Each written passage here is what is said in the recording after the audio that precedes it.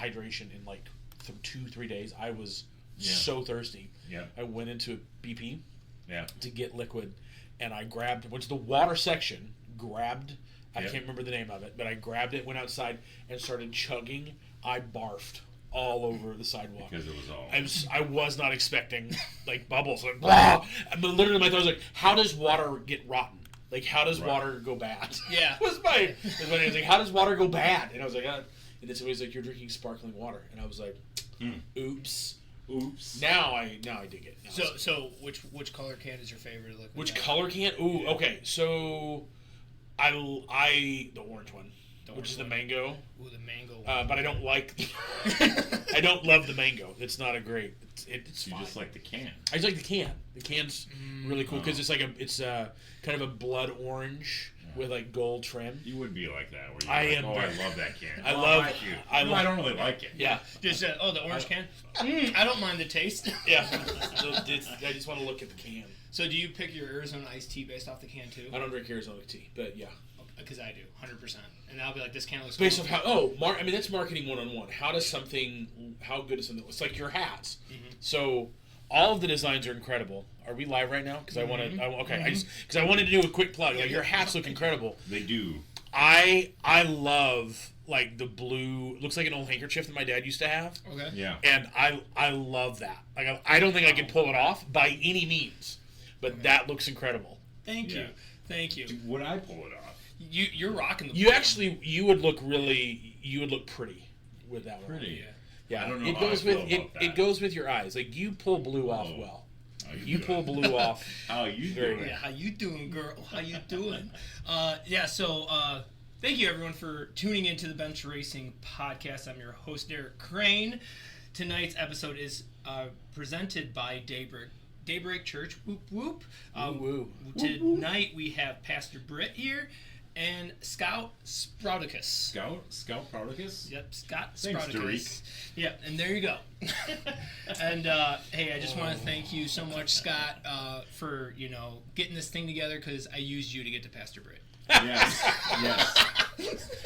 He just says to me every Monday night, "What are we doing tonight?"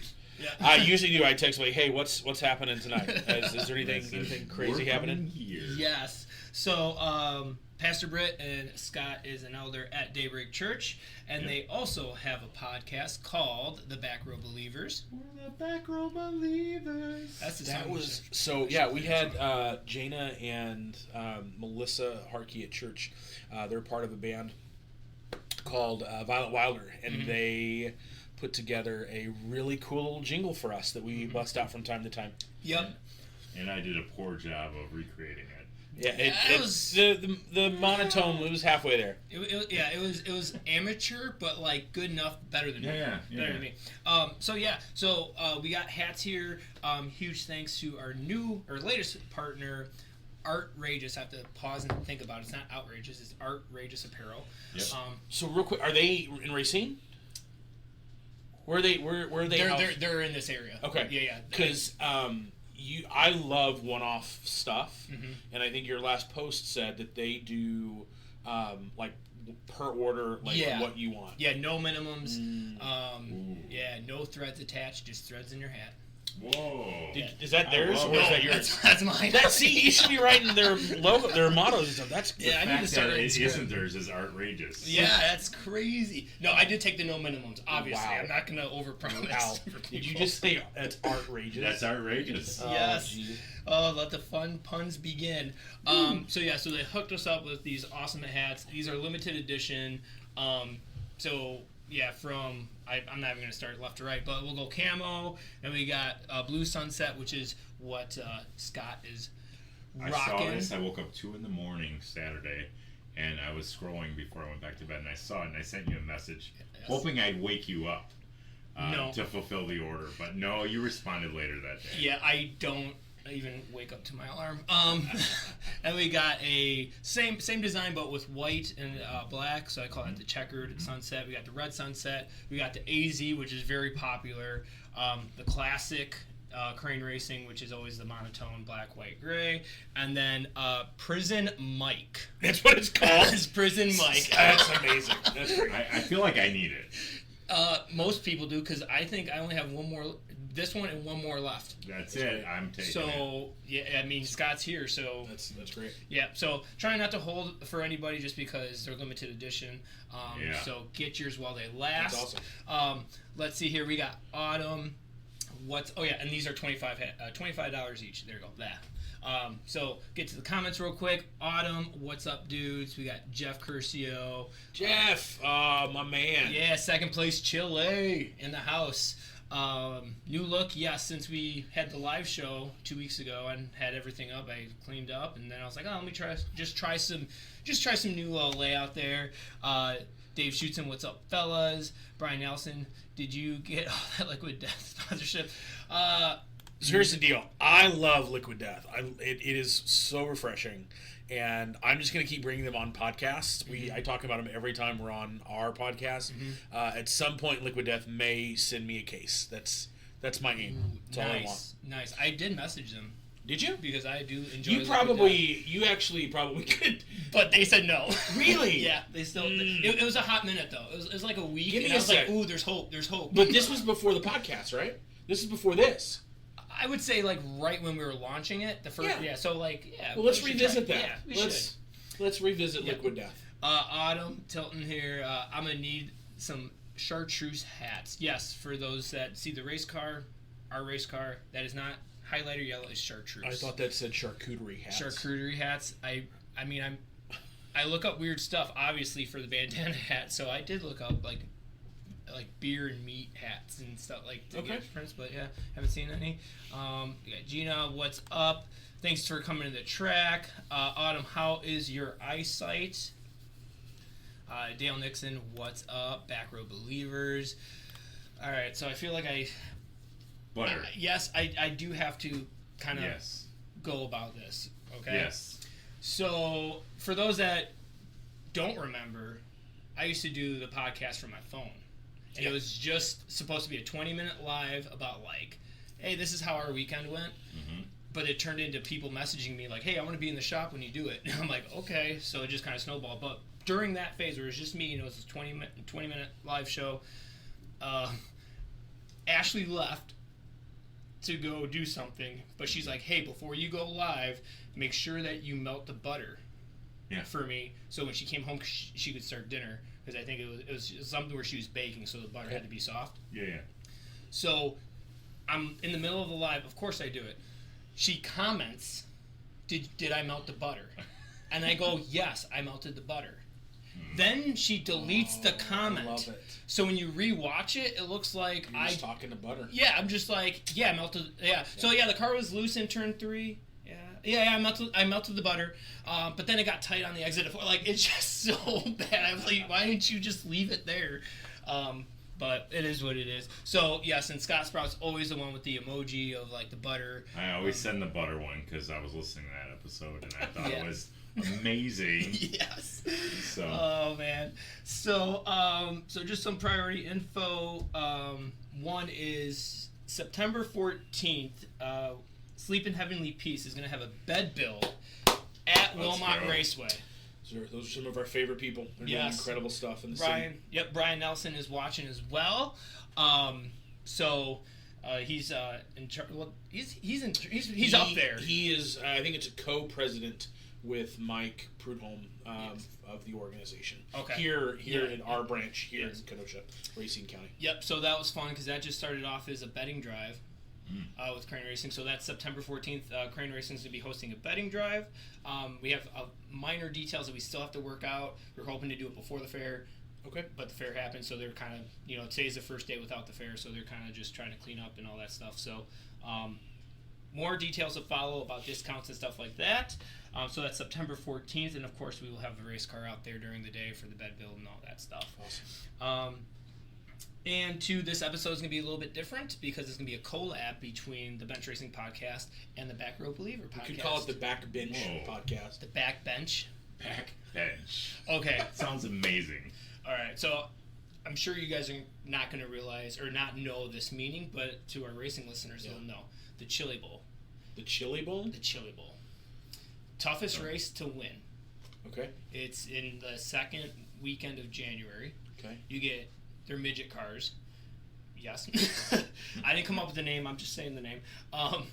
Saying what they're called. But there's like 400, 500 guys that enter, and it takes all week to knock it down to the 24, final 24. And they're just racing the whole time? And they're racing from like, usually the week I think is like 3 p.m. to like almost midnight, but then Saturday, championship day, they start at like 8 a.m. Okay. Nathan's been there. He says it's awesome. And but when you said we're coming out with a podcast called The Back Row Believers, there's this thing called The Back Row Rowdies. Okay. And I was like, oh. If only they knew. If only they knew. We don't. So yeah, so we'll kind of start off with how like they kind of do their show. So it's really nice. You guys release on Mondays. Every other Monday. Every other Monday. Okay. Mm-hmm. Yeah. And what's the goal of the podcast? Goal of the podcast. So Back Row Believers, we're trying to pick up topics that wouldn't normally be talked about in a church setting.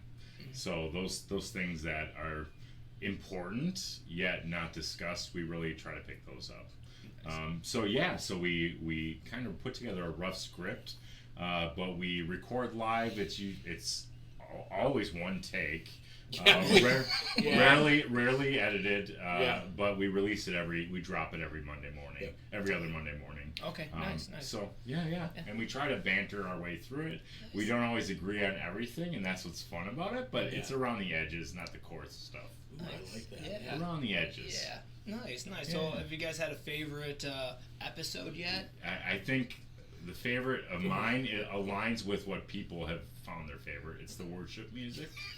Worship music, we had a lot of banter, but we had a lot of banter before that show. We probably should do a worship part 2 because we dialed it back just because with it being the podcast being really relatively fresh, we don't want to alienate all of our listeners like out of the gate. So it's like, let's be safe with this. But so many people really connected to that. We're just talking about the power of music, and what we're seeing and what we listen to and how all of that matters and influences us. That we probably should do a little revisit for a part 2.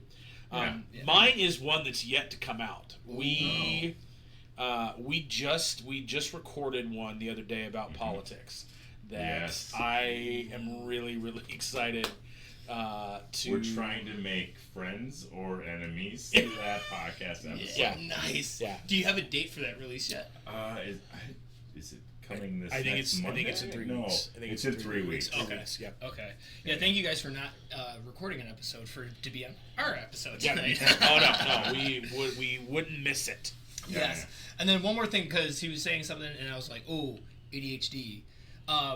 We reset everything up, so let me know if this sounds off a little bit. I have it a little bit mic'd down, but just so that I don't blow any speakers. But let me know if it's hard to hear, and I can turn it up just a little bit. Mm-hmm.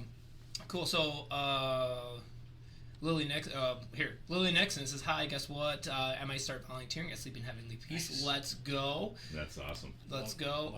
I'll be making a promo reel shortly here, kind of like I did with the Hold My Beer episode, with some of their stats and stuff like that and why it's so important.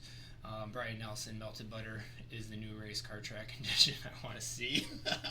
Thanks for the Sleep in Heavenly Peace shout out. Jeff, you had me at Chili. Yes. Second place Chili. Just comes in out of nowhere, just like a true sprint car driver. Just comes out of town and kicks butt. And yes, see, Auto. I think that's replying, though. Yeah. Okay. Oh, I'm setting my alarm for that one. Awesome. All right.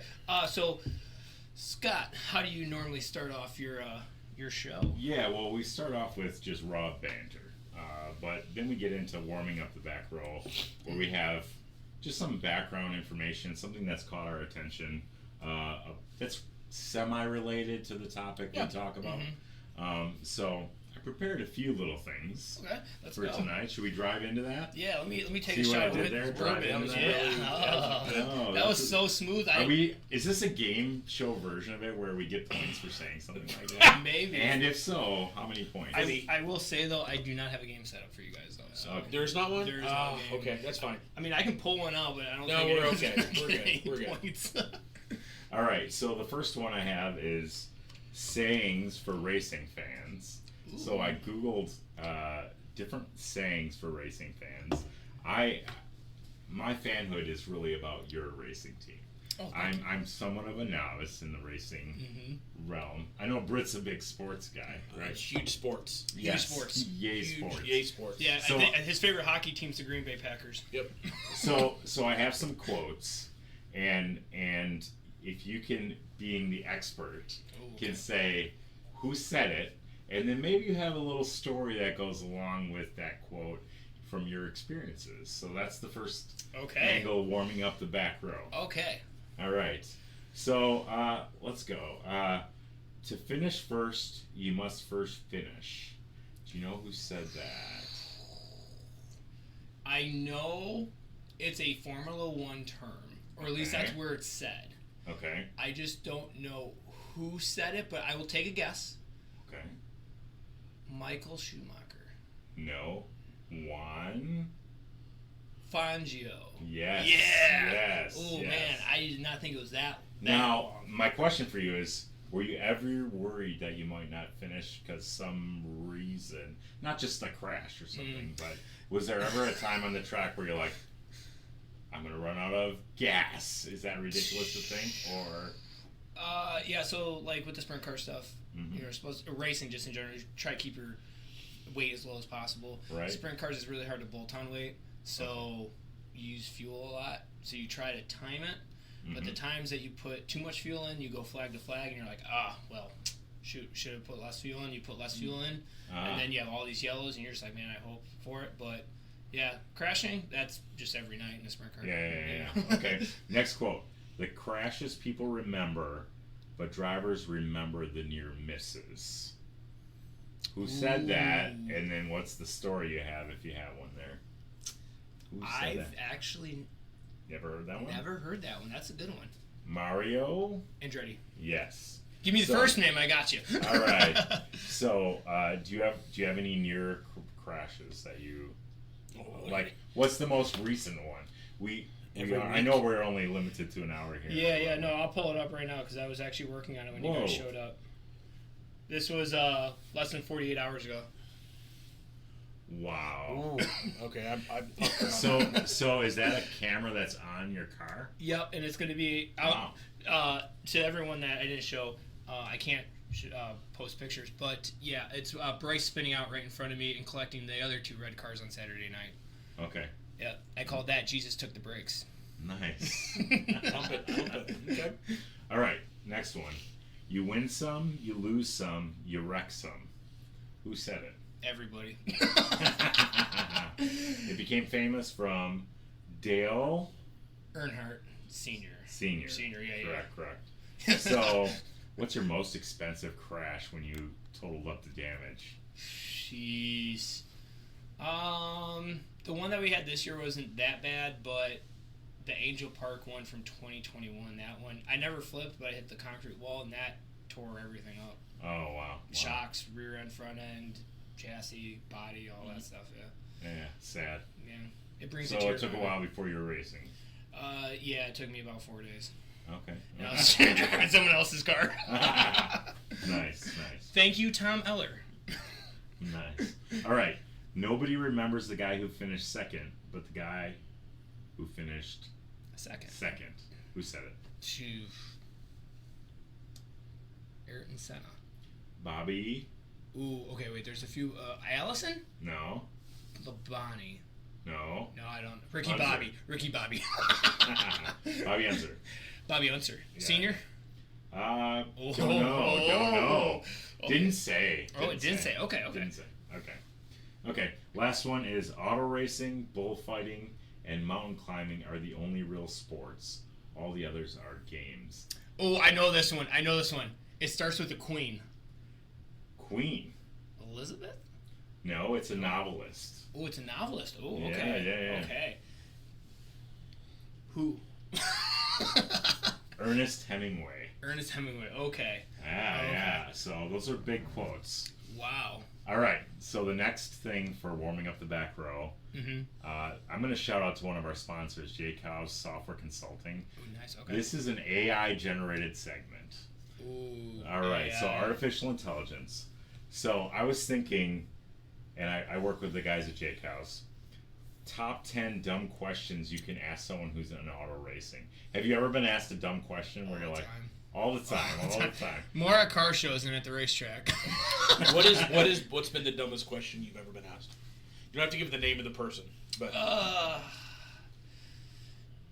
it's not necessarily a dumb question, but like they'll come, like a couple will come over and the girl will start talking, and before like they can get to you to talk about it, the boyfriend jumps in. It's like, oh yeah, I know what that is. This is blah blah blah blah blah, and you're like, yeah, that is not what we are. A lot of it's dune buggies, but like we call that me monstering. Yeah, it's the guy wanting to flex for his girl. Yeah, be like, oh yeah, I could do that. Yeah, I worked on him.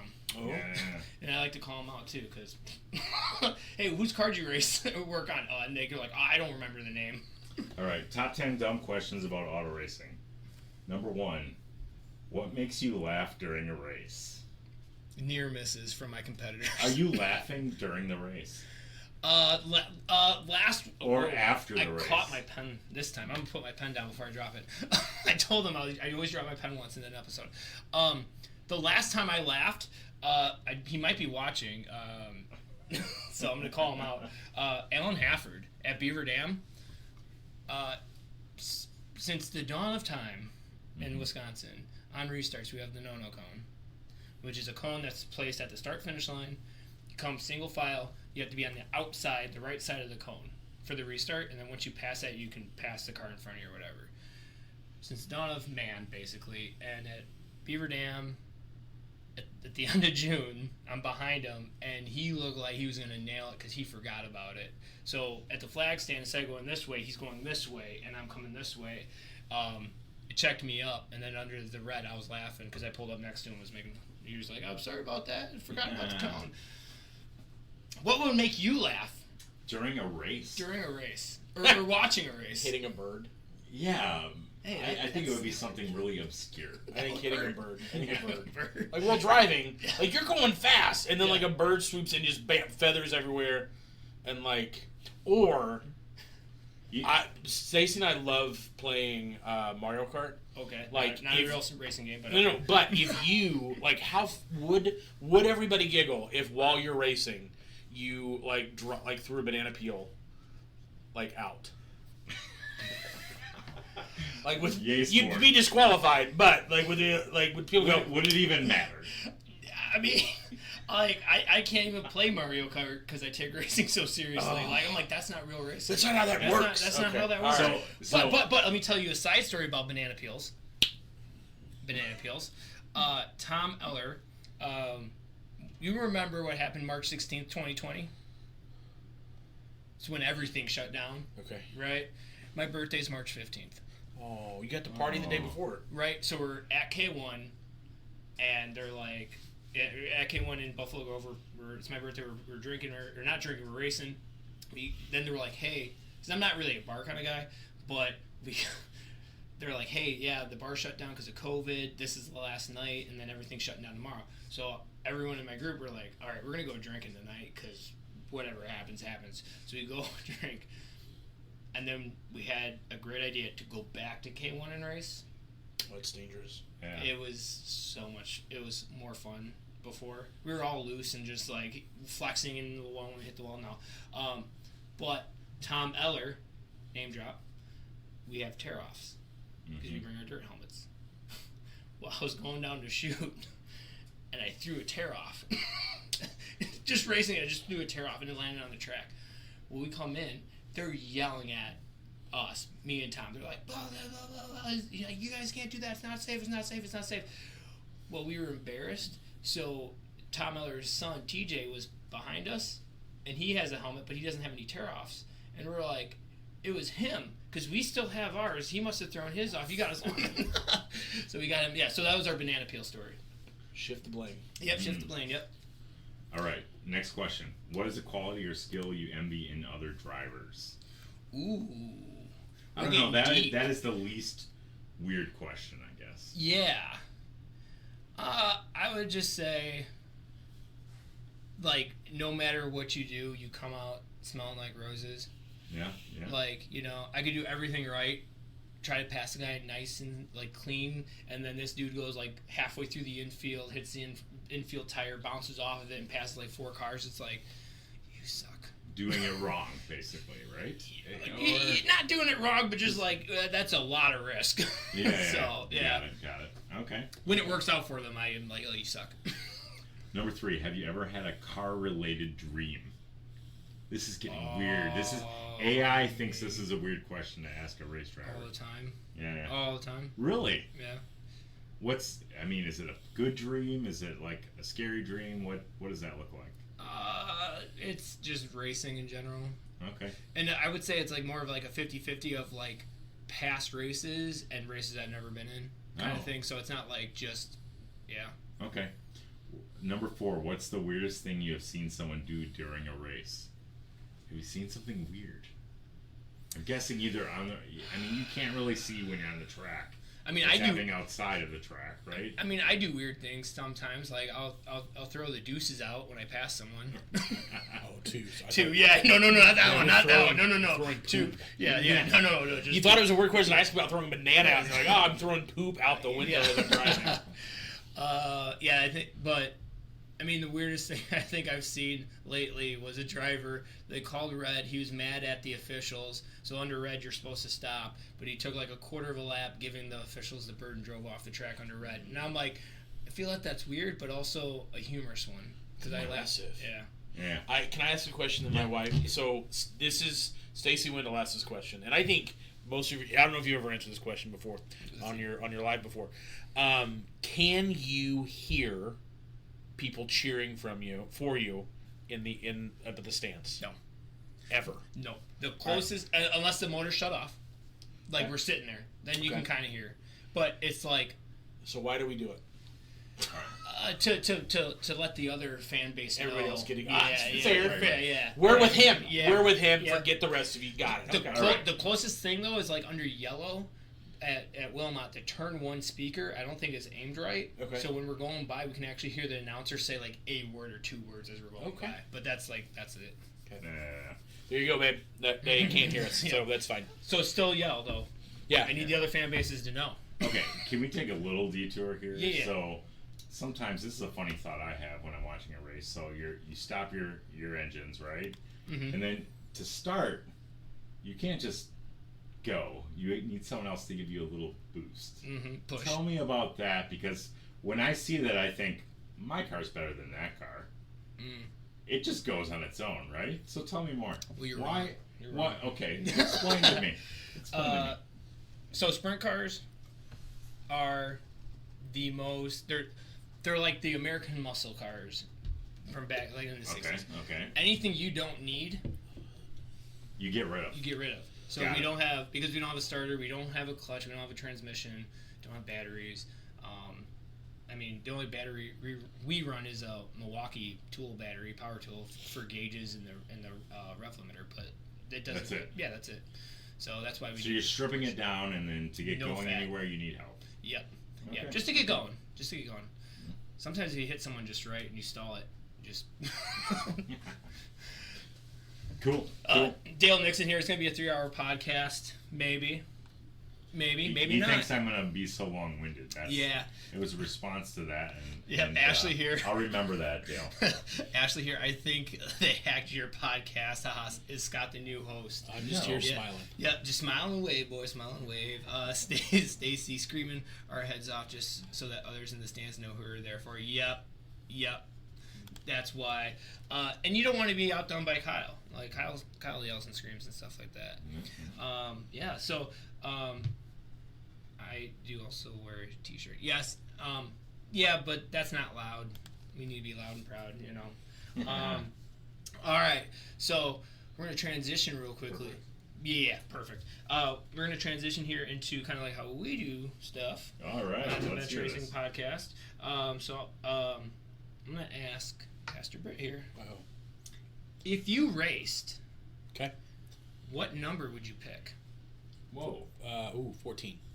Why 14? Multiple reasons. Okay. One, it's the day, August 14th, my wife and I got married. Congratulations. Thank you. It is not the day that our church started on October 12th. So close. So close. That's fun. I just say 14. Why not? Sounds good. Okay. I mean, 14 is, I would say, one of the more popular numbers because AJ 40 and all that stuff. There's my. Yep, August. Ooh. Yep. Look at that. Scott, same question. What number? Yeah, what number would you pick if you raced? Super easy. Number 1. Because everyone from the beginning of time wants to be number 1. Yeah, see, it's guys like that deserve a right rear. So why number 1? Just because of that? Everyone, in sports, in sports generally, we're number 1. That's what you aspire to be. I want to say this though. So that's his legit answer. Yeah. So in football, I went with 99 because I was like, you can't go any higher. Yeah, because 00 would be lower. Yeah. And so where Scott wants to be first, I'm fine being last. Mm-hmm. And if Jesus was the coach, he'd make you number 99. Whoa. And he'd make him number 1. Got it. Biblical knowledge dropped. Yes. Number 1. Wow. Okay. So, yeah, number 1's interesting because. Is anyone ever number 1? There's a lot of number 1s out there. All right. I figured out why though. It's the easiest number to put on. You played football? I did for about a semester and a half. I broke my wrist in 5 places. Were you what position? Linebacker. Okay. Guy got lower than me. I went to tackle, and he, just a nimble little beast, dropped and laid me on my backside. Nice. Well, I was just replying to Jeff Curcio, but Colburn is number 1. Tommy Colburn says, though, his number is number 2. It's just his dad. They got a Harley-Davidson sponsorship. So, number 1, when he drives a Wingless car. Any numbers that you don't like for whatever reason? The way it looks, sounds, a driver, a player, you're just like, I can't stand that number now. Don't you dare say 59. Don't you dare say 59. I love 59. Yeah. That was my second choice. Okay. Number I don't like. I don't know. You know? No. I mean, no number. Some drivers have numbers. Other drivers are like, just just have one. Yes, and I know 2 guys that have these numbers, and I like them. I just don't like the way it looks or sounds or looks. Yeah, it feels just 34 and 53. I don't know. 34. I love that number. Just like your number 59, you just love it that much. No. 34 because as a basketball fan, Shaquille O'Neal used it. Shaquille O'Neal. I forgot. That's my guy. Yeah, if you guys have any questions about Shaq, post them here. Yep, he knows more facts I than know. Shaq does. Shaq doesn't know that much about himself. Yeah. Or he fixes free throws. There you go. Yeah. All right. Since you don't race, I drove fast here just to get in the space for your show. I mean, I will say this: he did beat you, Scott. You did bring me 2 beers. Ooh. So whoa. All right. What would your nickname be if you raced?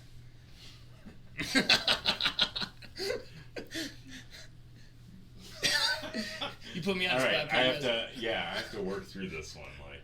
Okay, go ahead. I'm gonna need some time. Yeah.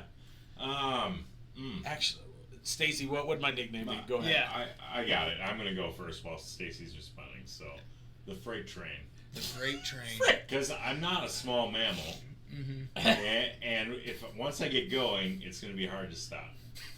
So, okay. Yep. The freight train. The same as your gaming name. It's not okay. Whoa. Plastic Bird's hilarious. Yeah. I love that. That has some good memory to it. What's your gaming? The Gentleman Ghost. The Gentleman Ghost. Ooh, that's kind of elusive and. That's a good one. Respectful but elusive, right? Yeah. Like if I have someone starting behind me, I want the respectful ghost behind me, not the freight train. That means you are going to go through me and the guy in front of me. We'll leave it like that. What? Right. So we'll do one more funny one, and then we're not funny, but it could be funny. What's the fastest you have ever gone in your vehicle?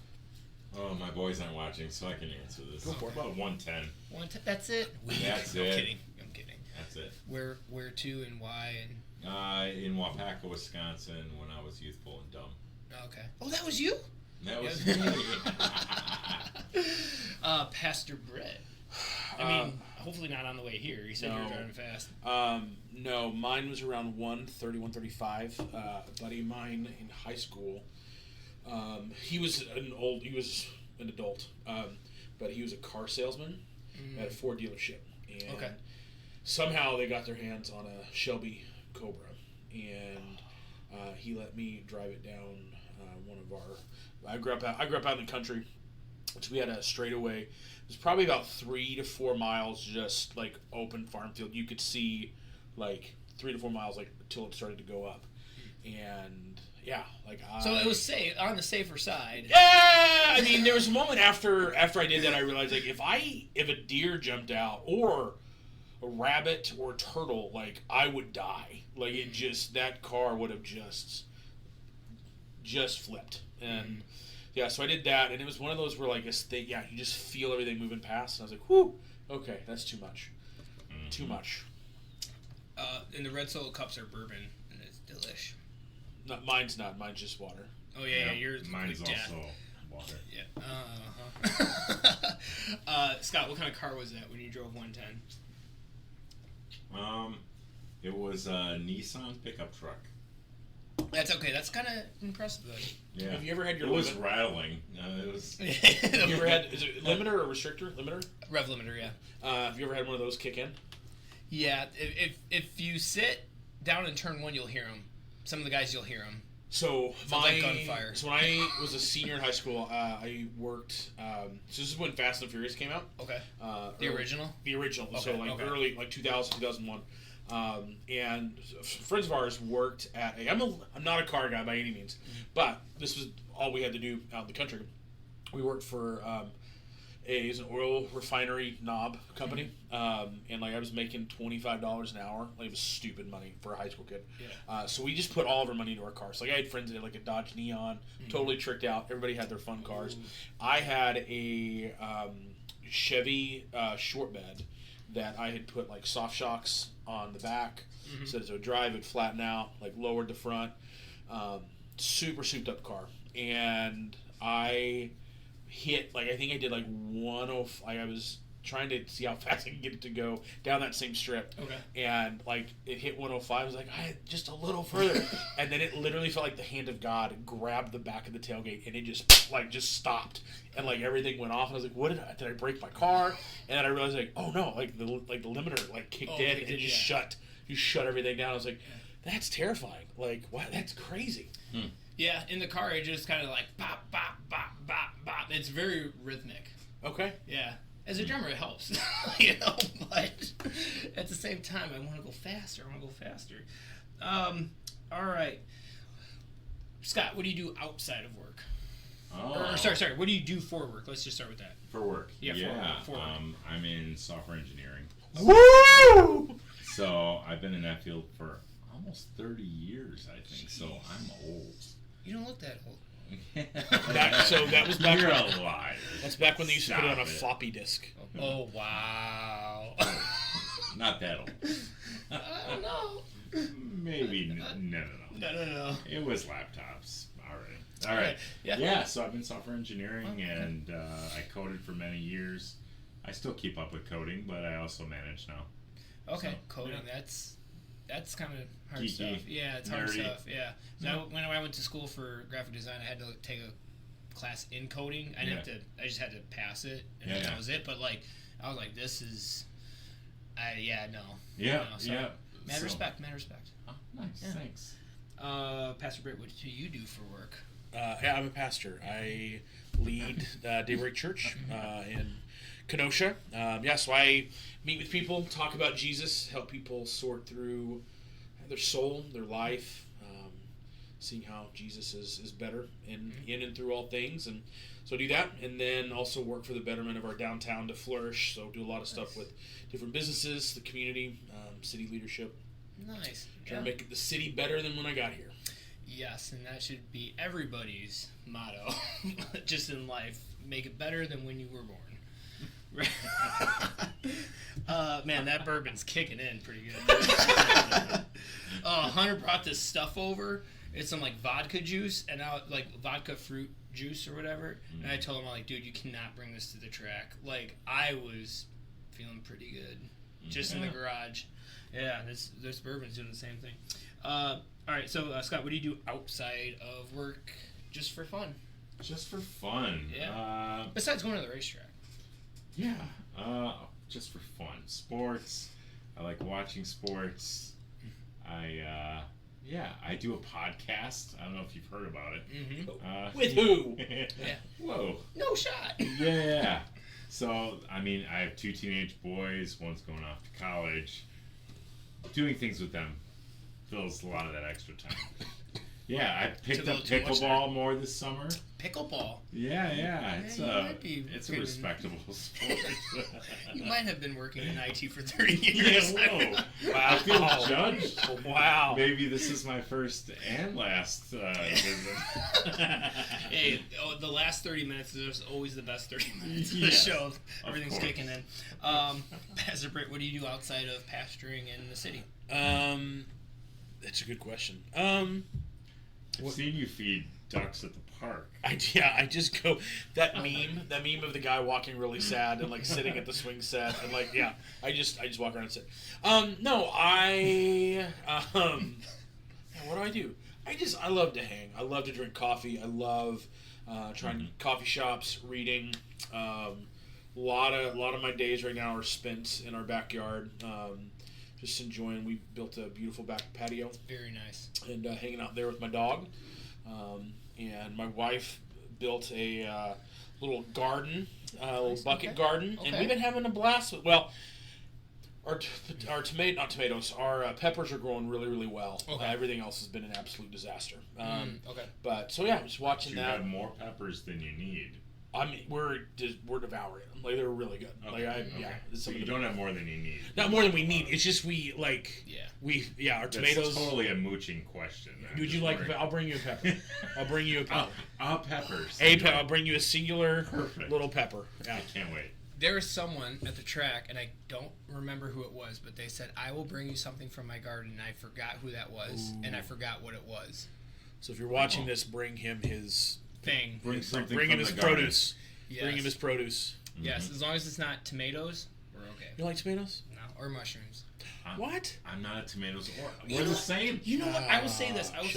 Ever since COVID, I'm older than you. Before COVID, I would be like, no, I'm peeling my tomato off because I cannot stand the taste. Yeah. But like, if I say, hey, I want a buttered burger from Culver's, no tomato, and they bring me a tomato, like, I'll still eat it. You can be an adult. Yeah. Okay. Like, maybe that's just me growing up as a person. You're gonna be an adult. Or maybe Ashley, please take this tomato off my burger. I can't. Yes! Thank you, Maddie. It's Seth Johnson's parents. Cucumbers and zucchinis. Yes, thank you. Yes. By that time, when we got to Seth Johnson's, I was, 4 or 5 deep already, so yeah, that makes sense. So, yeah. All right. So, here's a question from Ashley. Oh. Okay. How long did you know each other before becoming friends? How long did we know one another? Yeah. 2 hours. Who said we were? Yeah. Whoa. I'm so playing. I'm done here. Scott's like, Cut. I'm out. I'm out. Man. Yeah. What would? I mean, I have an answer. You have an answer. I'd probably say 2 years. Oh. Well, okay. That's fine. A year and a half. That's fine. Before we started hanging out more. Yeah. What the question was, became friends? Became friends. What define friends then? Yeah. Like, what does that mean? I knew you. I respected you. I liked you right away. That was great. So 2 hours, if that's the definition. if it's spending time and laughing, it was probably more 1.5 years, 2 years. Fair. Probably. That's fair.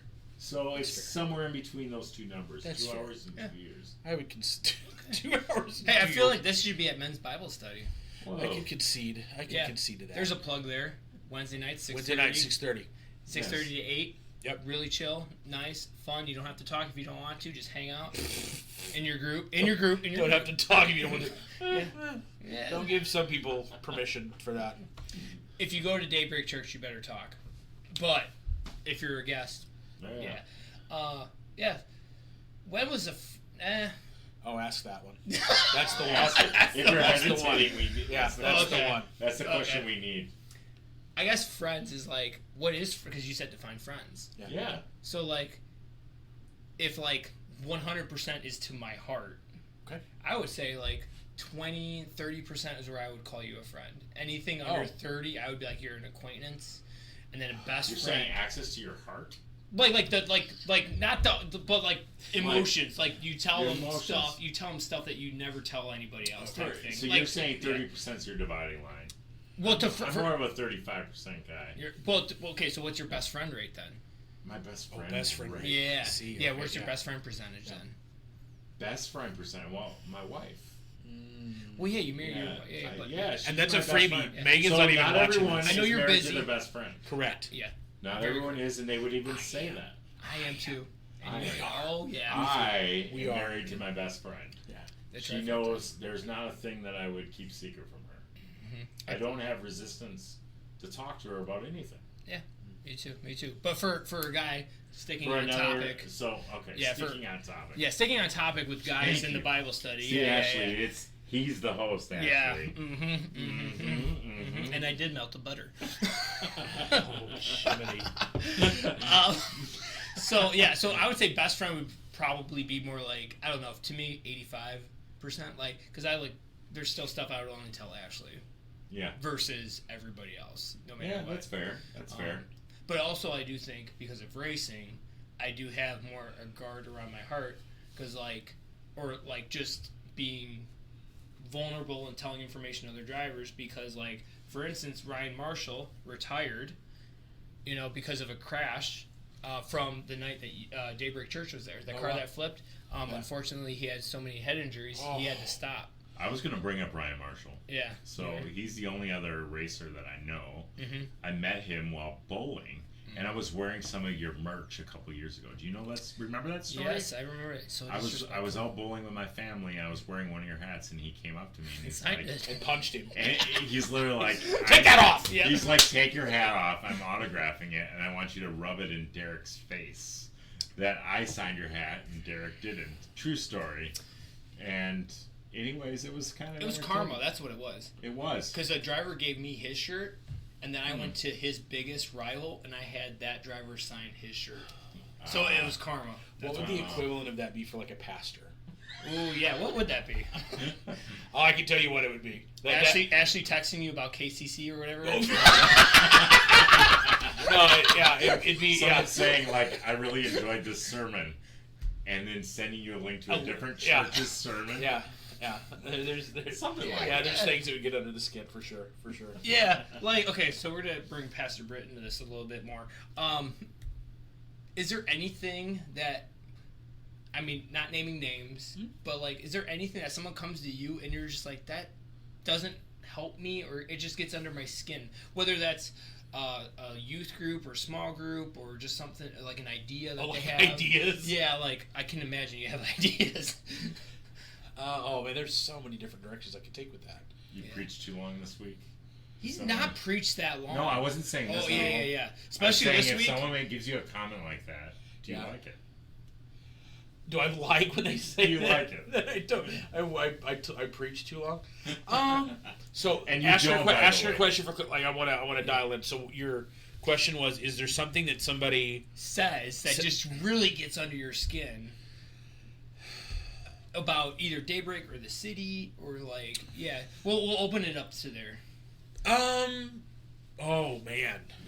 Say that one. No, like I kind of pull back. I'm like, laid it back on him. Yeah, like that's the one you need to say. Yeah, like I kind of took it to a place of like, is there something when somebody says about like our church that's not meant to be offensive but can really kind of push in the line. I think when somebody talks about our church like being a small church, like the idea of like defining a small church, like we're after community. Mm-hmm. And community can be had at a mega church. Like, again, this is me loving our city. The community that was had out at Lake Andrea this last Sunday from Journey Church that baptized over 108 people, like, that's amazing. That's incredible. Now, Journey Church is about 6,000 people. like all over. There's like two in Wisconsin, one in Illinois. I think there's one in Lithuania. Like, I mean, they're big church. Big church, different concept. Like, but just as much community can exist there as a church of, for us, 150, 200 people, as a house church of 15 people. And so I think we struggle, and I think this would be something that you probably could resonate with as well, like audience size. Mm-hmm. Like, racing is racing. Mm. Now, it's fun when a bunch of people are watching and participating and like they're there, but to race is the game. Mm. And like having people watch is awesome. And you want more people to watch, but the success of you winning or coming in third doesn't necessarily have anything to do with how big the audience is. Yeah. So I think that idea, like when somebody's like, "Oh, you're a small church, either you can do this or you can't do this," there's just limitations that we put on that, and so that's kind of where my brain went to, like that. Yeah. I think people bring stuff to me often. I think the biggest thing that less with our people, I just get emails all the time from people. Like I got one today from a guy who's local, who says our IT system sucks in our church, and I'm like, I would love to tell Ben Moana that and him to just track you down and show you how much our IT system doesn't suck. Yeah. But like just people who will reach out to try to sell their products and push stuff, that kind of irks me. If I wanted your services, I would reach out to you. Yeah, yeah. So one thing I wrote down here while you're talking was Ashley mentioned, like, Daybreak is small. Like, your wife needs to snob him. Yeah, like a small church, right? Right. But to me, I'm like, I would say it's a mid-church. Okay. Because I came from Willow Creek. Fair. Right? So, like, it's not 20 people. If you're coming from 32,000 people to Daybreak, it's mid. And then, and then in between, Daybreak and Willow Creek was Family Life Church. Okay. And that was very, very small. Okay. As in probably 30 people, 40 people. Okay. So very small as you know everyone pretty well. Yeah. And you're related to. We know everyone really well. Yeah. No. Yeah, exactly. To your point. Yeah. Let me see. What other questions do I have? Actually, I'll come back to this to end the show. But first, I do have to talk really quickly about the 2 nights of racing at Wilmot Raceway. I almost said Daybreak Church. Doing laps around the block. Yeah, or upstairs. It's mad. We could get a car up there. Right. And we'd have to take it apart, though. So Wednesday night at the Wilmot Raceway at the Kenosha County Fair, we had the street stocks. They had 15 cars show up. Heat 1 went to Blake Cruiser. Heat 2 went to Robbie Olson. And the feature winner was Blake Cruiser. He went +5. Robbie Olson second, +3. Brandon Murtis was your hard charger, +9. Courtney Atkinson, +4. And Dustin Holland, the number 53 car, +6. Dirty D, previous guest on the show. Dirty D. Dirty D. That's a great nickname. Do you know why he got that nickname? No, I don't. Fell in the dirt. Because he was always, as a kid, always dirty. Playing in the mud. Yep. Sports. Dirty D. Dirty D. Yeah. Dustin Holland. Yep. Okay. Can't tell you the episode, but definitely check it out on our catalog on Spotify. That was a very fun episode. Pause. This one's not. Okay, this one's keep going. Awesome. Like, I already looked down and I'm like, that was a great pod. That was a great episode. Moving on. Yep. Well, that's the only driver that I've had on here from the street stock. So yeah, that was a great episode. Yeah. Because I looked down, I'm like, oh man, we're at minute 53 already. I gotta get these results in real quick. Modifieds. 18 cars showed up. Terry Kudrowski won Heat 1. Heat 2 went to Cameron Cuxhouse, jumping back in a modified, so that's great to see. Feature winner went to Joel Siegert, +7, which was a hard charger. Joel Crowbridge, there we go, +5 in second. Steve Mueller in third, +3. Fourth went to Tim Hamburg, +5. And Mike Wittenberg, -1. Bandits had 26 cars show up. Heat 1 went to Robin Walsh. I can never say it. Walshmuth. Washmouth, yeah. Yeah, Washmouth, okay. Unfortunately, previous to Fair Night, was the hardest charger over the season in the Bandits, but he lost that title here in a second. Heat 2 went to Ryan Tiny Horse Johnson, another previous... Great name. Oh, it's a great nickname. Ryan Tiny Horse Johnson. It's funny because when I see Ryan Johnson, I'm like, who's that? And then we're like, Tiny Horse. I'm like, oh, yeah, Tiny Horse. Oh, yeah. Heat 3 went so his nickname matters more than his real name to you. Yes. And with the Bandits, I can tell you the driver's name by their car. Okay. If I see it face to face, I'm like, who are you? That makes sense. Except for a few. Fair. Yeah, except for a few Bandits. Tough but fair. Tough. Yep. Tough but fair. Heat 3 went to David McKellips, which was the Hot Wheels car.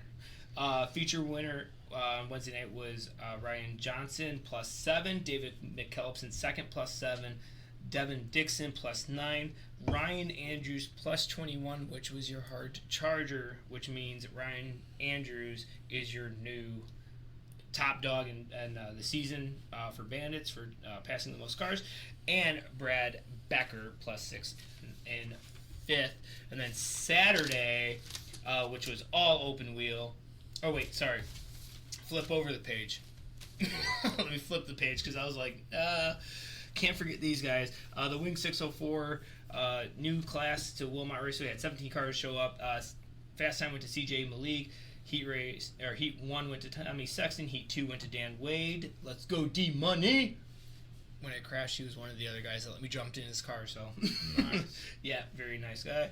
And then feature winner went to Matt Vanderveer +1, but stomped everybody. I wasn't even there, and I heard about it. And Matt Vanderveer is also the guy that does our stickers on our car. So, awesome to see him win. Second place went to Brian Kirstan +1. Third place CJ Malik +5, which was your hard charger in the feature. Tommy Sexton finished fourth, and Greg Olson tied with CJ Malik with +5. All right, and then Saturday. Usually I have Brandon do this. Does a lot of work just reading this. Names are the worst. I mean, you've been at church when people have to read names. It's horrible. Yeah, especially. What was that one that you were having a rough time saying? Tarshish. Yes. No, there was one. There was one other one. Oh, I said the men's Bible study. Yeah, Jonathan's grandson, Mephibosheth. There we go. Mephibosheth. Oh, yeah. sure. Yep. So just like in life, there's always 100 drivers better than you, and in the Bible, there's always 100 names harder to pronounce. So on Saturday of the fair at Wilmot Raceway, the 410s had 27 cars show up. Fast time went to Joe B. Miller. Heat 1 went to Blake Nemi. Heat 2 went to Zachary Skull from New Zealand. Second night in the States. I was going to say he flew in just to beat you guys. The wing cars, yeah. In the heat race, yeah. He did pretty good. Yep. Wow. That's cool. Yep. Heat 3 went to Jordan Goldsberry in the Rockstar car. If you guys know that. I like his last name. Goldenberry. Golds. Yeah, it's Goldsberry, but it's ES. Oh. Yeah, so I was like, Goldsberry? Goldsberry, yeah. Oh, sure. Blah, blah, blah. They had a B main. The B main went to Jake Newman. Feature first was Greg Wilson. Thank you, Greg Wilson, for a few things. One, for predictions, because that was cool. That's who I predicted to win. But also, two, for stopping and giving my brother a shirt, because he said Kyle said something as they were leaving, and he stopped, backed up. His big rig jumped out and got him a shirt, so that's awesome. He went +13, which is your hard charger. Second place was Jake Blackhurst. Third, Joe B. Miller +1, which was the car to beat all night. Fourth was Blake Nemi -3. Fifth was Jordan Goldsberry at +5. I just thought you could have Scott read some of these and he could butcher all of them. But the game is you want to actually. The game is you actually want people. That should have been the game. Say this driver's name. Goldesberry. Yeah. I saw a comment from Ash, but I'll reach back to it because I'll derail the conversation. Wingless had 28 cars. I do think that's a season high, the highest that it's been. I think 27 was the last time it was that high. Fast time went to Zach Radar, Zachy Poo. Zachy Poo. Yep. 85% emotional connection. No, that's a nickname that someone gave him, and it just stuck. He's an 18. He's an 18%. Yeah, he's a 23%er because that's his number. Heat 1 went to Zach Radar, so fast time, and Heat Race 1 winner. Heat 2 went to Matt Vanderveer. Heat 3 went to Chris Klemko. B main winner was Eric Wilkie. A main, Tyler Cuxhouse started first, fell back, came back up to win it, so that's awesome. Chris Klemko +8. You'd think that'd be hard charger, but it's not. Third place. I thought that. Yep, you thought that? I was thinking. That's what I would have guessed. As you were saying, I was like, that's got to be that. Yeah, nope. Third place was Matt Vanderveer +4. Tim Cox fourth, -2. So that sucks for him. And 2 weeks ago, previous feature winner Trinity UTech finished 5th +1. But your hard charger was Greg Olson at +14, and he passed me, and that sucked. I don't like that guy now. Yeah, Meatball. He's on the vlog. I went down there and talked to him with the camera going, so that's awesome. Lightning was 22 cars. Fast time was Nick Petska. Heat 1 was Nick Petska. Heat 2, Mike New. Heat 3, Brian Strain Jr. A main, Mark Einhart +1. Nick Petska +6, which was hard charger. Third was Brian Strain Jr. +3. And a career best for Jordan Thunderberg, previous guest on the podcast this year, finishing 4th. Let's go. And then 5th was Mike New +2. All right. So that was fun. All right. Scott. Yes, sir. Call me out. What do you find humorous about racing? What do I find humorous? Because you have to have some. Okay, so we've been talking about having Scott on as a co-host because he wanted to make jokes. So I'm a big fan of Ron Burgundy. Okay, Ron Burgundy. And so, like, if I came on just to make jokes, I'd be that guy. I would go into person for that character. Yep. So we're going to have you back on. Yes. Basically, okay. But I would not come back as Scott. You wouldn't address me. You wouldn't even recognize him. No, you wouldn't know. Not Scott Sprouticus? No, Derek. No, I would have a lot of questions for you from a non-racing.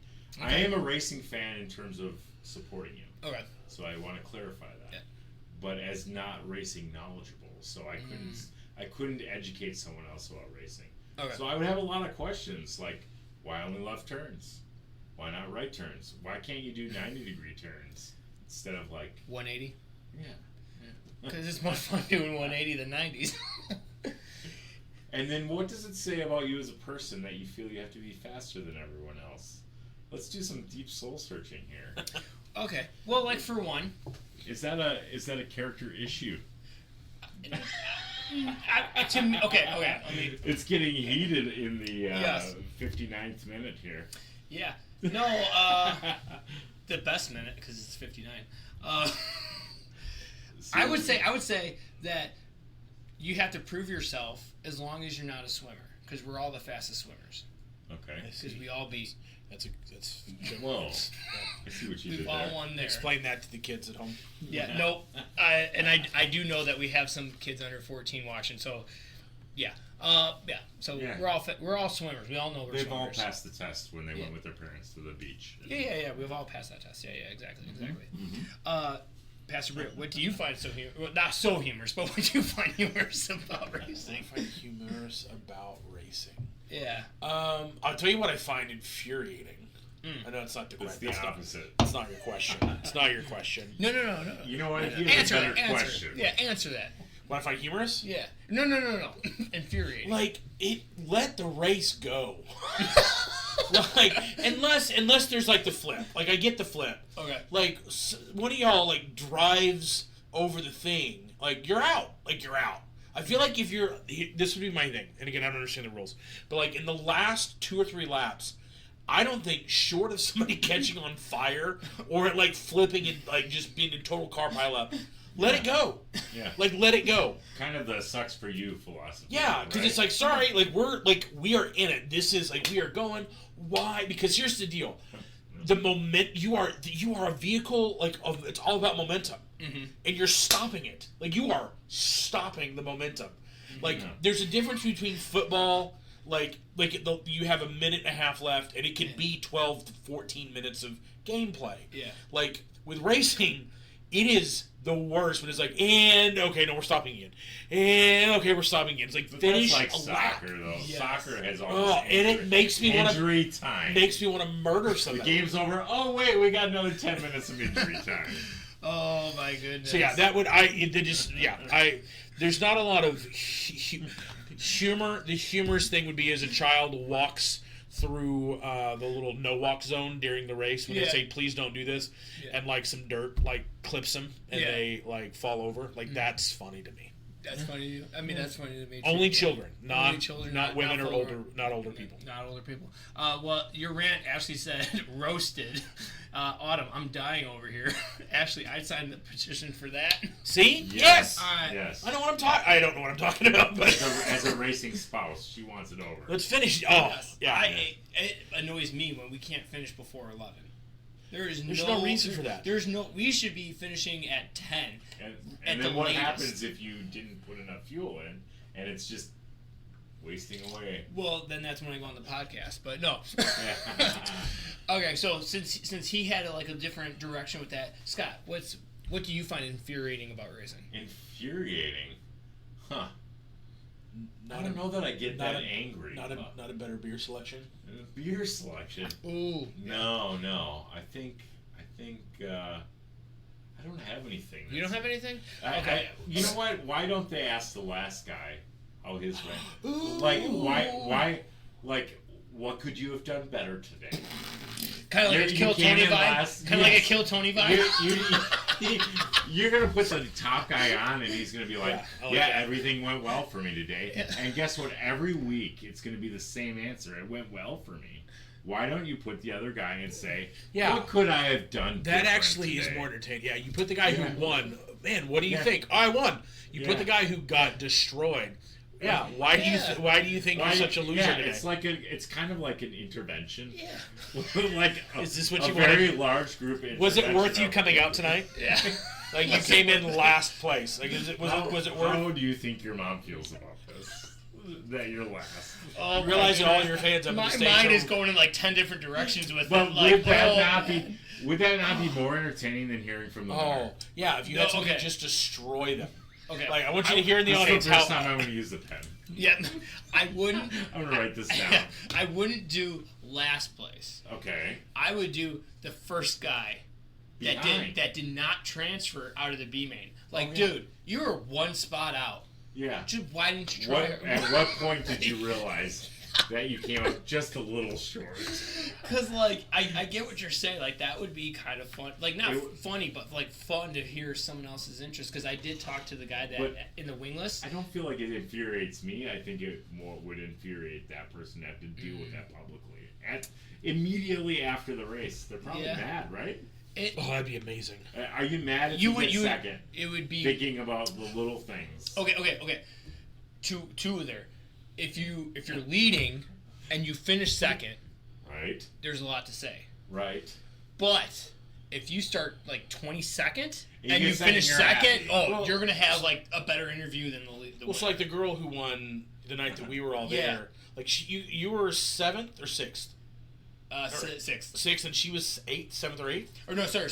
I started 8th. She started 10th. Yeah, but I finished 6th. That was incredible. That was incredible. I mean, that was a really really great race. Yeah. But I think having interviewing. So I want to make this personal to you. How do you feel when you that night? You came in first in your heat race, which I was like, this is the night. Mm-hmm. He's pulling it out. He's going for it. Wants to impress his church. We're ready. And then you finished 5th? 6th. We'll say 5th. Yeah, we'll say 5th. Made the board. Top 5. What's your emotion? What do you feel? What do you?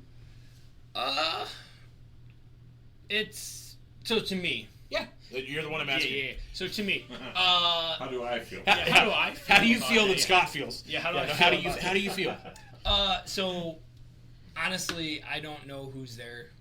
I know you guys are there. Okay. Right, but when I'm getting into the car or I'm making changes to the setup, it's not is this the thing to make us win for Daybreak? It's just no, this is what I'm feeling, right? But usually the first 2 or 3 laps in a race, you'll start to like, I don't have a feature winning car. Like it's not gonna, we're not gonna be that good tonight. So then it's like, oh well, if it's like a top 10 car, well I'm gonna try to make it a top 5 car. Okay. But that night I felt like we were a top 10 car, and then that yellow came out, and we were all on top of each other. I'm like, if they kind of trip over each other, we might actually have a shot at this. Yeah. But they didn't, which is good, like, because that would have wadded up a lot of cars. But yeah, to what you were saying earlier about why don't they keep the racing going, I feel like racing is going in a direction of entertainment versus just like what it's supposed to be, which is the fastest guys running up front. Yeah. So like a 360, I get like if a car starts to 360, they'll throw a yellow because they don't want the guy trying to 360 in the middle of a pack of cars and collecting other cars. Makes sense. Someone going over the track, depending on where they're at, if they're like 5th, they're going to try to keep going because if they call a yellow on them, they got to go back to 24th.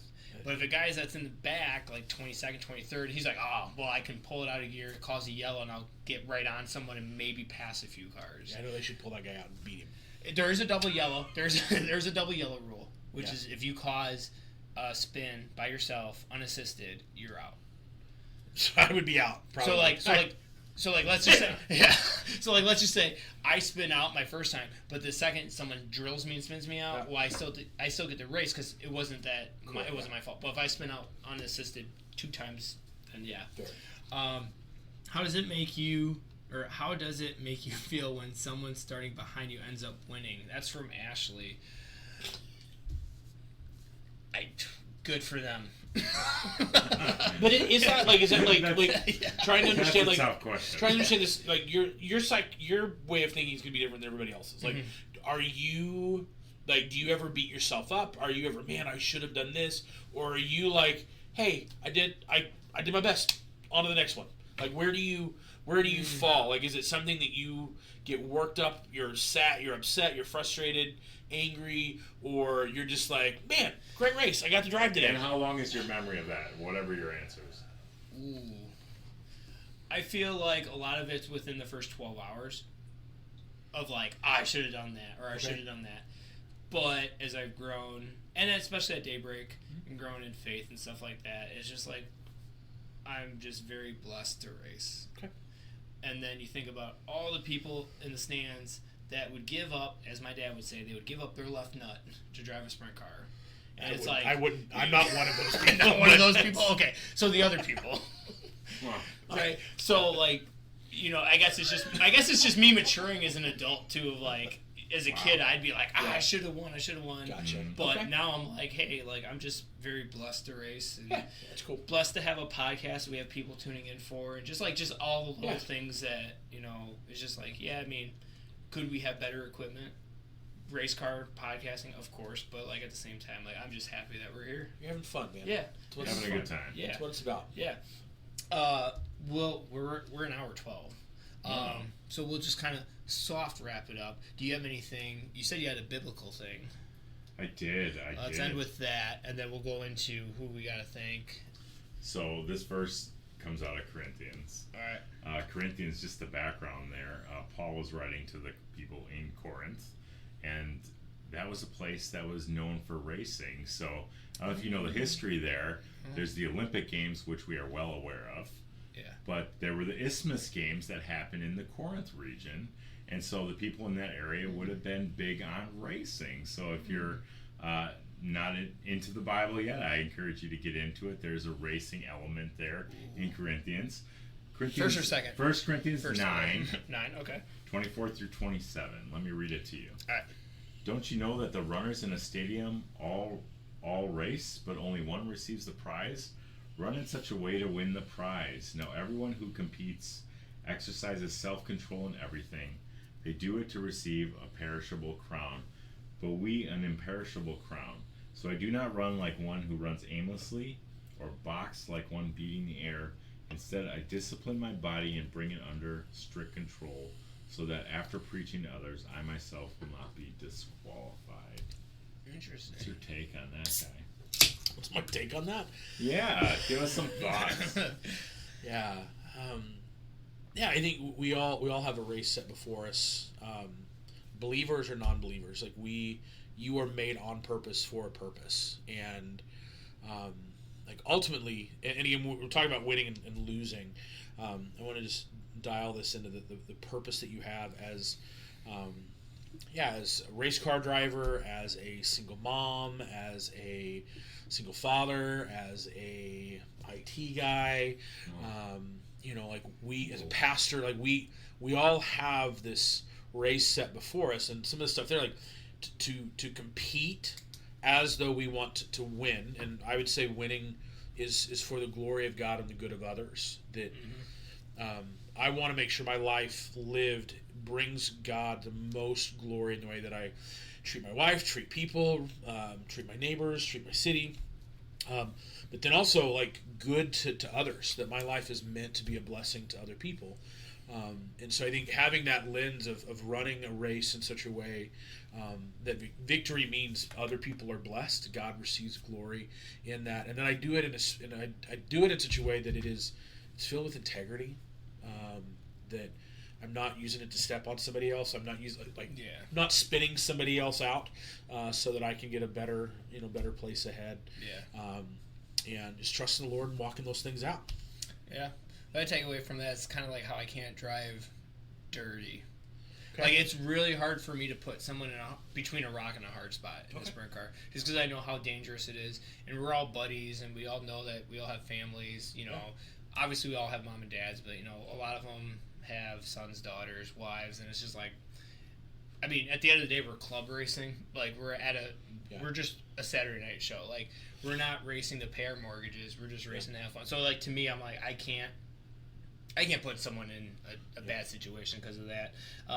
But also, you said, racing set before, like, to us, like, at least to me as a driver, like, my mindset changes from first, 10th, 20th. Like, if I start 20th, I'm like, yeah, there's no shot in winning this race. Winning my race tonight would be like a top 10, a top 8, top 7 kind of thing. But when you start up front, you're like, my mind says, okay, a win is a win now because we're starting up front. So, very, very, very insightful. Very insightful. Mm-hmm. Yeah. Daybreak Church is the second best church in Kenosha. Yeah, it's true. Yeah. We didn't come in first. We didn't? We did not. Oh, darn. Dang. Number two. Yeah. That's an inside joke. Because there's some churches that pull out surveys or whatever, polls. There's a few that are running right now for the best of Kenosha right now. Yeah. But we know where that's at. Yeah. Yep. Hey, and if you have a church, awesome. Amen. Keep going. So kind of throw this on here. We're going to wrap the show up. But before we start wrapping the show up, in staging for next week, we have Morgan Shepherd, modified driver of the 04. This month was supposed to be different, as in, like, we're supposed to have a show at Wilmot Monday the 29th, and then our live audience show on the 5th. Oh, fun. And then this one, because those that, host a podcast know it's really hard to stay original and keep, like, fresh. Yeah. So, like, I was like, oh, that would be nice, like, a month of just kind of breaking everything up, breaking me out of my routine and stuff like Very that. Cool. So, and I know you wanted to be on here, so that, but we'll get you back on as your alter ego. Ronald Burgundy. Okay, man. That's McSauce. How far are you going to go into it? Are you going to go 100%? Mustache. Burgundy sport coat. Are you going all in? Yeah, it depends how far you'll get me. So, if you're going to go all in, I will find a guest that will go all in with us. All right. Okay, so. All right. Yeah. Like I said, in staging, next Monday, 7 p.m. Central, is Morgan Shepherd, modified driver. He's going to be our first modified driver on the show, which is great. Terry Kudrowski, we're going to have to reschedule just because I don't think we're going to be doing the Wilmot podcast because the World of Outlaws changed their schedule. But we're going to throw it over to Scott first. Who would you like to thank? Who would I like to thank? Yeah. I'd like to thank my family. I have a great wife. What's her name? Megan. Perfect. Megan. So just so my mom doesn't come after you. Whoa. A lot of race car drivers are like, I like to thank my wife, I like to thank our sponsors, blah, blah, blah. Like, they name the sponsors, but they won't name their wife. So my wife, Megan, there you go. she So I would like to thank her for supporting me to get out and do something, but ultimately she's happy that I'm getting out and not bothering her. So it's a little she's bit. not listening. So you're saying she's not listening? She'll probably tune in. She will tune in. Okay. I did the butter. She told me she was going to do the butter comment when I'm on the show. She did not do the butter comment. I assure you she did. She didn't. I watched. Okay. Yeah. No. I watched. Yeah, she was going to carry my mantle of posting the butter. Mm-hmm. But I had to do it for her. So. Okay. But she's always behind.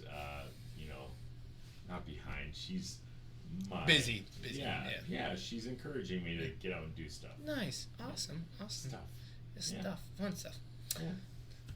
Pastor Britt. Megan. Megan.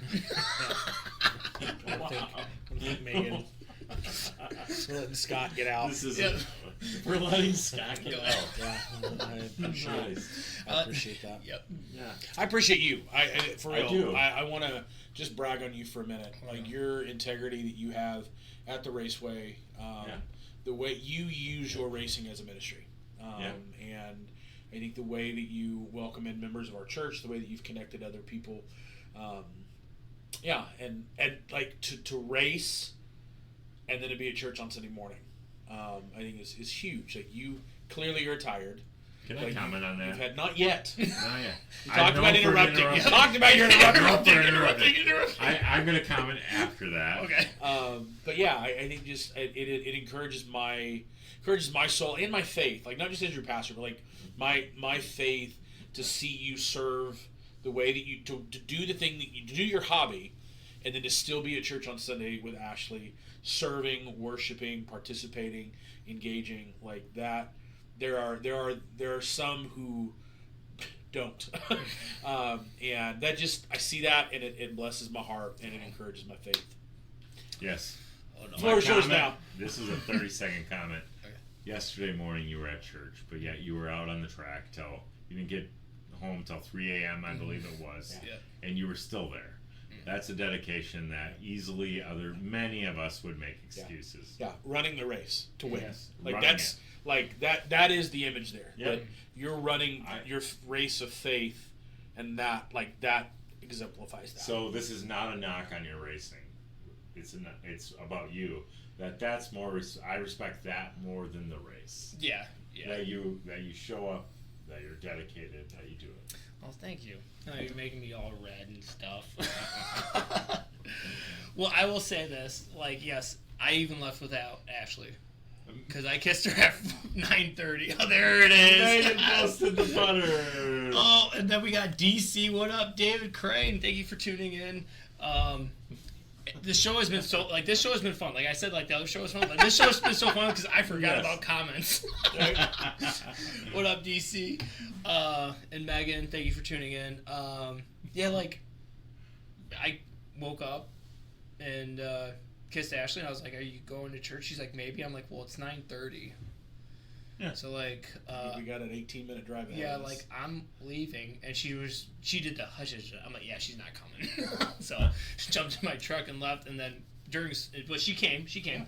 But I would tell you, like, Jonah's a good story. I was a hard time like trying not to fall asleep. I was just like, yes. I think you need to take a nap. Back right corner. You're going to wrestle a few other people who were back there trying to take a nap. That would be my teenage. Yeah. I think the only thing I highlighted was salvation is with the Lord. Because like that's the only thing that spoke to me. I'm like, yep, that's it. Please, yeah. Oh, man. All right. And then on our side, I'd like to thank Next Gen Pumps, Pullman Auto, RepTech Manufacturing, Rouge Helmets, Ashley Bree Photos, Painters Plus, LLC, Bain Nelson, Jack's Helmet Designs, Pinnacle Media Productions, Daybreak Church, whoop whoop. Whoop. Yes, let's go. Mirror Image Coatings, Toro Tents, Hold My Beer, Kenosha, Bricks and Minifigs of Kenosha, Wise Guys Barbershop, David Crane, Kylie Crane, Jeremy Crane, caninesforyou.org, and our latest partner, Artrageous. Outrageous. Come full circle again. Get these hats. Yes, $25. Get them at the track. I'll feel cute. I will ship. Just let me know. And then, of course, my beautiful wife, Ashley. my mom and dad, Mark and Gail, Big One fan Kyle, Nathan, Lauren, Cooper, Ladders. That's Maddie's nickname. Ladders. Okay. Dave Schutzen, Elliot, Hunter, my youngest brother Caleb, and Kathy Crane. What's up, Kathy Crane? And Caleb, I always end the show with a secret word for him because he listens to it on Spotify. He doesn't watch live, but he'll listen to it on Spotify. Oh. And I just did it for once to see if he was listening, and he's texted me. So now it's a running thing. Secret word. Yeah. So think of that secret word real quick. That'd be a good one for him. So while you're thinking of that, I'll let Scott do that one this time. What's not a secret once we say it? Go ahead. Well, yeah. Apparently I was pronouncing Schutzen the wrong way. It's not Schutzen? No, that's how you pronounce it. I think I was pronouncing it Schutzen. So then Maddie was like, it's like Schutzen Ladders. Ladders, right? Okay. So then I always call people by their last names usually, because in racing that's just what you do. You're like, oh yeah, there's there's Marshall or there's City or whatever. See, those are fun last names. Yeah. Sucks. sucks. No, it's Brit, because your first name is Pastor. There it is. So then I was just like, so if I call Schutzen Dave, then you're Ladders. So that's why that's their nickname. Nice. Got a secret word? Word. I don't have a word. No. You got a word? So okay. I had a word, but I don't want to do it. I have a word. It's more of a name. So when I spoke at a camp, I was speaking for like 800 kids every morning and afternoon, and the leaders of the camp had this joke where their whole thing was like, hey, we're going to give you a word that you have to tie into your script that is just so random. And so we had one week where it was all Sesame Street characters that I had to somehow break, and it was a script that we you had to have memorized. And so the hardest one that was ever given was Snuffleupagus. So that's tough. There you go, Caleb. Good luck texting me that tomorrow morning. Snuffleupagus, baby. I'm not even gonna say it because I've had a couple things at Bergen, so that was pretty good. Mahogany. Yeah, remember that one? Oh man.